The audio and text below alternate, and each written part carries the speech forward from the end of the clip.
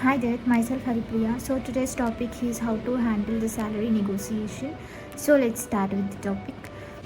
Firstly, research about the salary on how experience on based on your skills and experience in that industry. Next, know your worth, assess your skills, experiences, and achievements you have made for the organization, and also be prepared to explain why you deserve this much salary you are requesting for.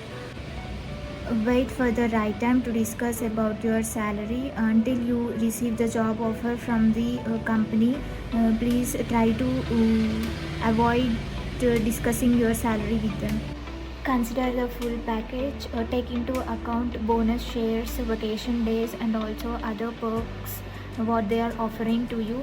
And also practice communication skills, express your skills and experiences and accomplishments you have, and also tell them about the salary you are requesting for.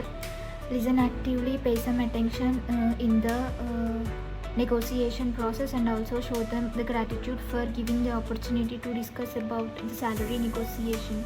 If the employer is not meeting your salary expectations, then consider non-salary perks such as remote working hours, extra working hours, and also professional development opportunities. Avoid accepting the offer on the spot. Take some time and then think about the offer and do accept it.